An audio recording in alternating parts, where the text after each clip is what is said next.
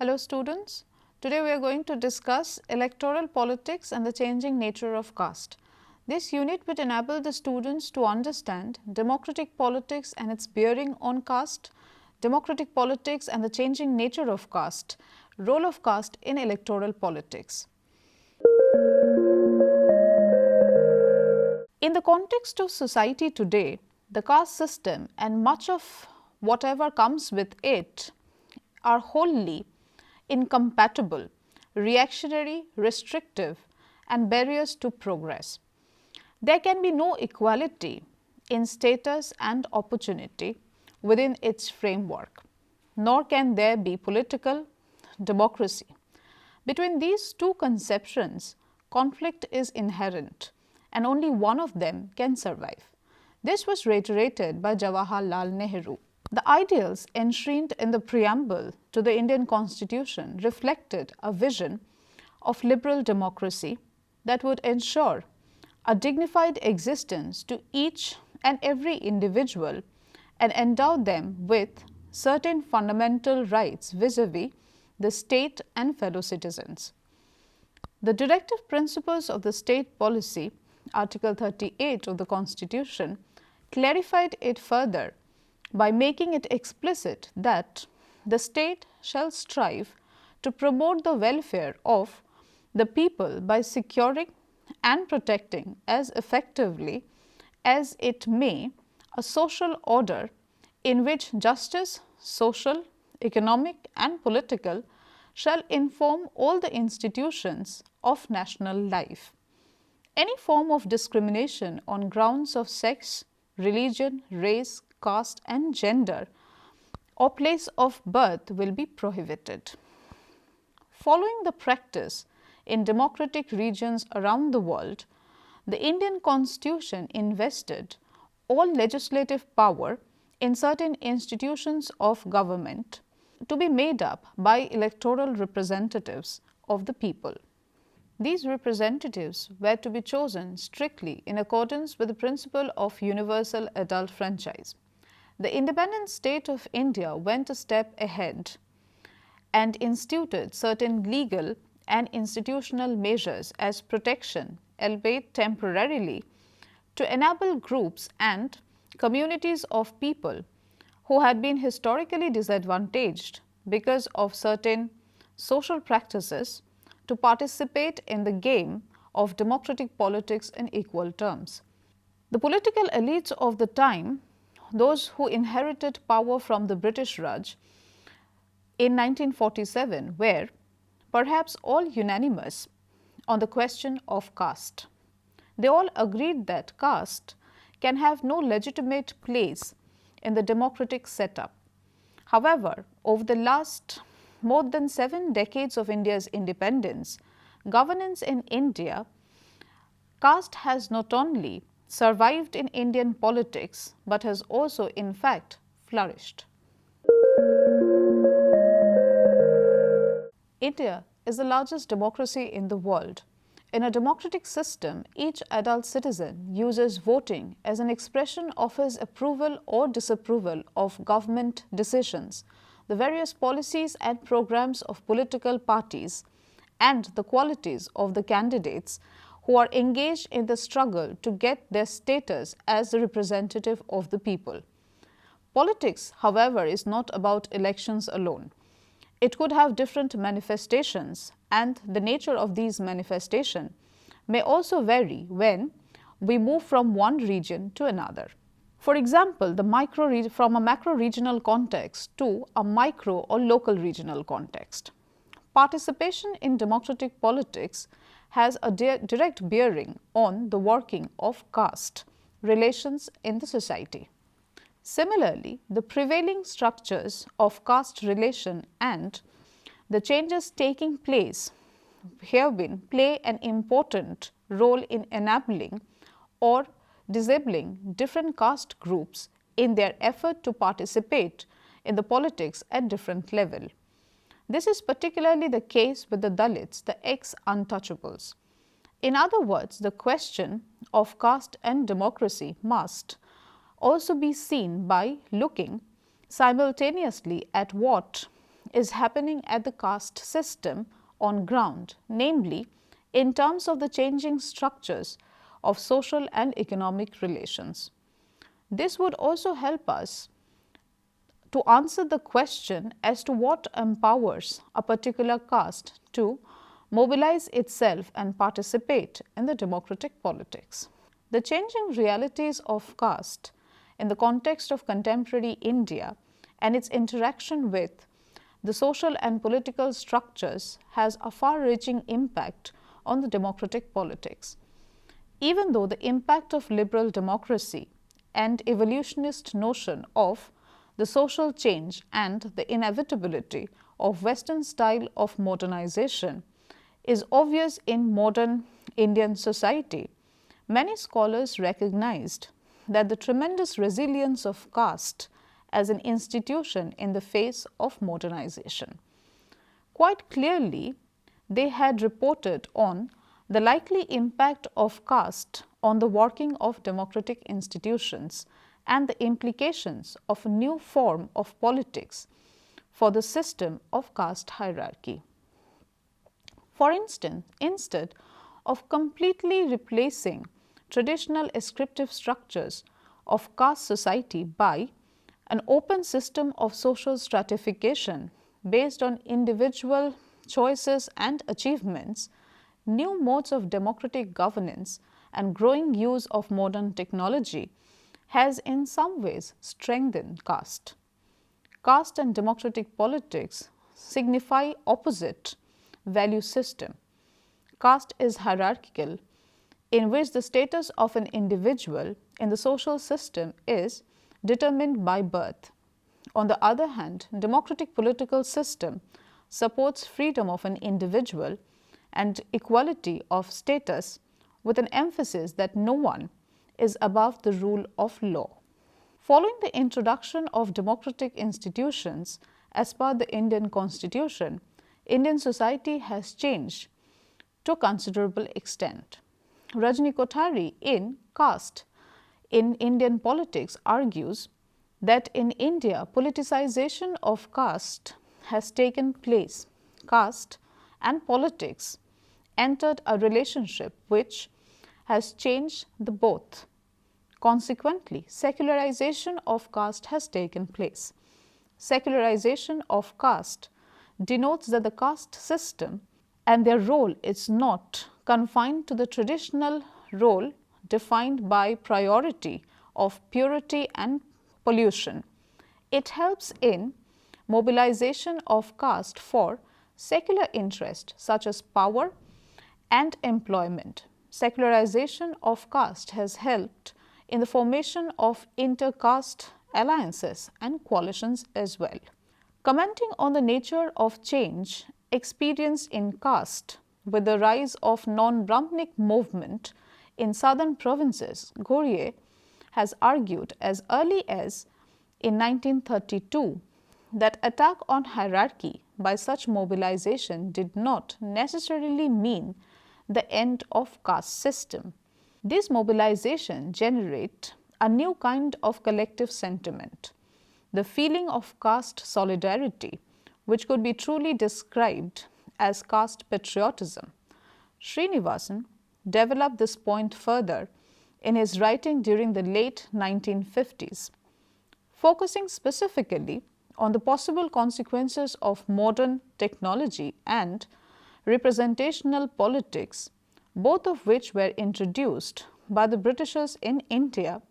He argued that far from disappearing with the process of modernization, caste was experiencing a horizontal consolidation. Commenting on the impact of modern technology on caste, Srinivasan wrote, "The coming in of printing, of a regular postal service, of vernacular newspapers and books, of the telegraph, railways and bus enabled the representatives of caste living in different areas to meet and discuss their common problems and interests. Western education gave new political values such as liberty and equality. The educated leaders started caste journals and held caste conferences. Funds were collected to organize the caste and to help the poorer members.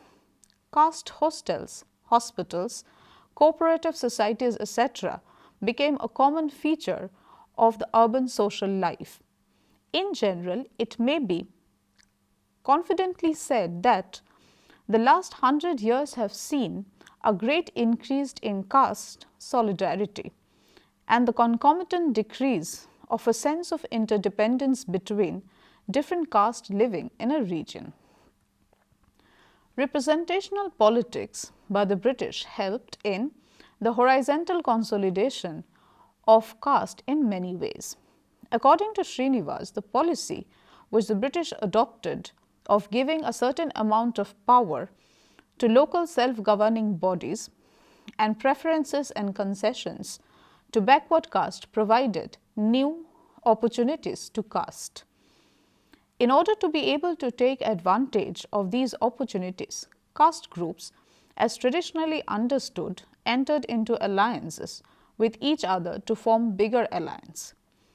With the introduction of democratic politics in independent India, the horizontal solidarity of caste, which also meant a kind of competition among different castes at the economic political sphere, eventually weakened the vertical solidarity of the caste. Therefore, the caste system too was undergoing a change. The nationalist leadership at the time of India's independence from the colonial ruler were over enthusiastic about the project of modernity and change.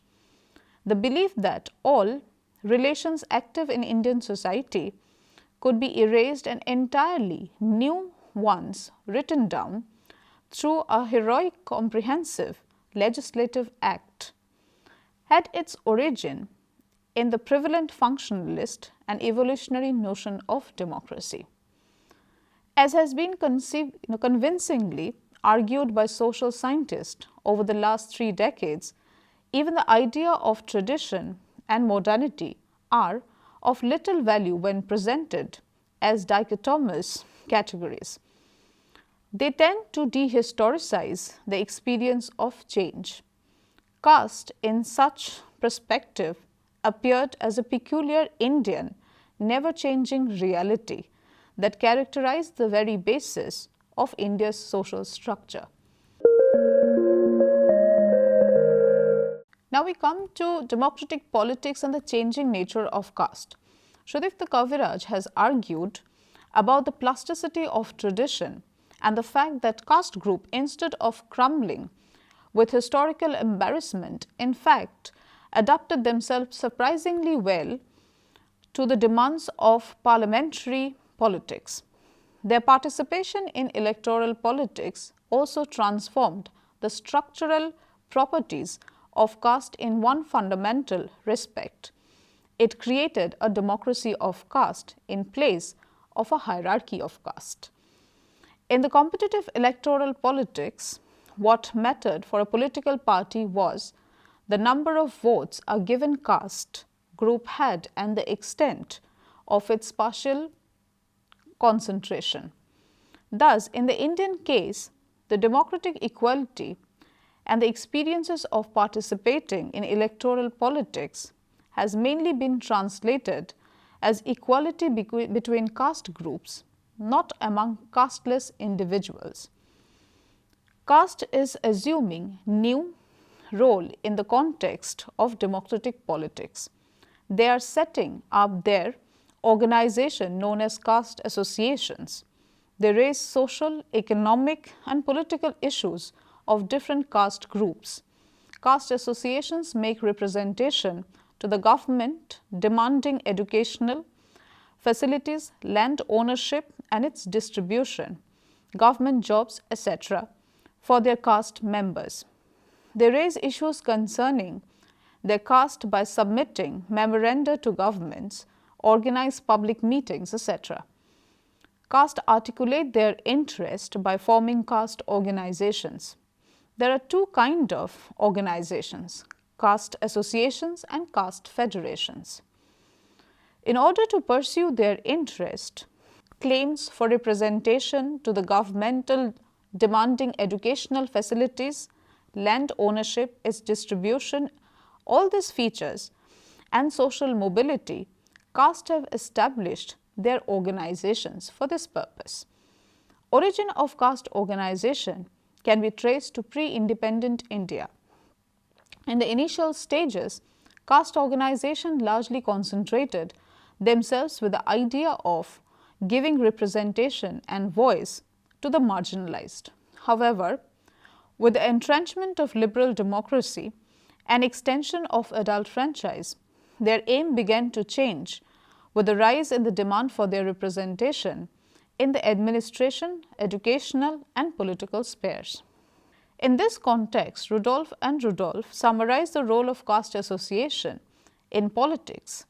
Caste associations attempted to have their own members nominated for elective office, working through existing parties or forming their own to maximize caste representation and influence in state cabinets and lesser governing bodies, and to use ministerial, legislative and administrative channels to press for action on caste objectives in the welfare, educational and economic realm. Perhaps the most significant aspect of caste association in the contemporary era, however, is its capacity to organize politically illiterate mass, thus making possible in some measure the realization of its aspiration and educating large section of it in the methods and values of political democracy.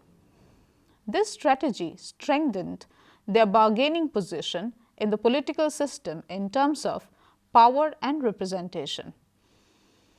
Change in the nature of caste has taken place because of interaction between caste and political institutions. Rajni Kothari emphasized three aspects while discussing about the interaction between caste and politics. The first aspect can be seen in the form of secularization of caste through their political involvement. This will alter the traditionally maintained rigid features and lead to the breakup of the old social order. This enables to process of alignment and realignment of various strata and gradually embracing the process of social mobility. The second aspect is related to the integration dimension. The caste system not only differentiates individuals on the basis of their caste identity, but also distinguishes on the basis of occupational and economic roles. At the same time, it is an integral structure of specific type, namely one that is more intense in its small group orientation and particularistic loyalties, and where wider loyalties operate only when they are structured through the prevailing differentiations. This aspect is important in understanding the structural impact of democratic nation building. The third aspect is related to consciousness. That is, caste enters politics through consciousness and then it gets politicized. The practice of adult franchise in association with the provisions of political reservation for the Dalits has further strengthened consciousness among the concentrated communities. Therefore, three consequences of such interaction between caste and politics can be deduced. Firstly, caste members, particularly poor and marginalized, who previously remained untouched by the political process, got politicized and began to participate in electoral politics with an expectation that their interest will be served. Secondly, caste members get split among various political parties, weakening the hold of the caste. Thirdly, numerically large caste gets represented in decision-making bodies and strength and the traditionally dominant caste gets weakened. The interaction between caste and democratic politics has resulted in, firstly, increased political participation of various castes. Secondly, it also divided a caste support among various political parties, and the rigidity of the caste system gets weakened. And thirdly, numerically large caste, Dalits and the OBCs, gets more representation in decision making bodies than the higher caste. This weakened the dominance of the latter in politics and made it more inclusive. Now we come to the role of caste in electoral politics. Caste is one of the most important determinants of Indian politics. The increasing consciousness of caste affiliations and the rise of caste-based organization has transformed the contours of Indian politics. With the introduction of universal adult franchise in India for all social groups, including the previously excluded ones, caste emerged as one of the most significant forces of political mobilization. Preponderance of caste in electoral politics consists of two aspects. Firstly, caste profiles of the elected representative or consideration of caste in distribution of tickets by the parties to contest elections and leaders of political parties, and second, the support base of caste to political parties. The first dimension shows the inclusion of caste in the parties and legislative bodies. The second dimension is indicative of the role of caste in determining the electoral success. The second aspect can also explain the relative weight of caste and other issues such as employment, health, education, governance, etc. in electoral politics.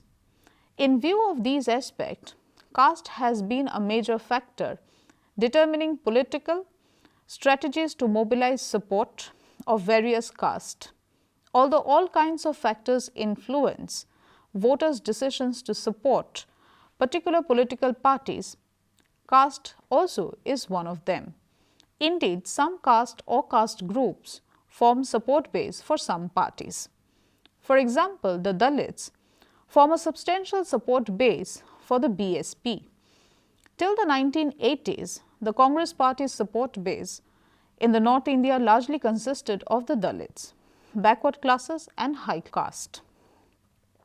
Paul Brass termed it as coalition of caste. Following these strategies, different caste or rather different political parties take into consideration the caste composition of a constituency and make assessment as to which caste candidate should be allotted ticket to contest election. Even the voters quite often take into consideration the caste of the candidate while voting. Several studies has underlined the role of caste in empowering the people, especially those from the marginalized section of the society. Some examples of these studies include Jeffrelot and Kumar's the book The Rise of the Plebeians, The Changing Face of Indian Legislative Assemblies, shows that in the post-independence period, the social profiles of several legislative assemblies in India have seen the increase in the number of persons from plebeians or marginalized caste groups such as the Dalits and the OBCs. In his book Who Wants Democracy, Javed Alam suggests that the low caste find caste as an empowering tool. Caste is one of the most important aspects of social and political life in India. As a social institution, it is strongly entrenched, and despite the modernization trends in India, the caste factors persist. Although caste has undergone many changes, it has become a factor to be reckoned with in politics, and no political party ignores it. With this, we have come to the conclusion of our discussion. Caste acts both as disruptive and cohesive factor in Indian politics. It provides a basis for the emergence of several interest groups in their Indian political system, each of which competes with every other groups in their struggle for recognition and power. The caste consciousness has led to the emergence of new trends in Indian politics, whereby the previous caste affiliations with different political parties are getting broken and new caste equations are emerging to replace the old ones. Under the impact of modern politics, associations of caste have become the hallmark of political mobilization. They have emerged with the objective of pursuing political power, social status, and economic interest. Members of certain caste groups who were considered low or lowest in the socio-economic hierarchy a few decades ago are now amalgamated together into a common organization to press for their demands. With a growing confidence and status that not only actively participate in the political process, but also assert their identity and even strive for position. Thank you.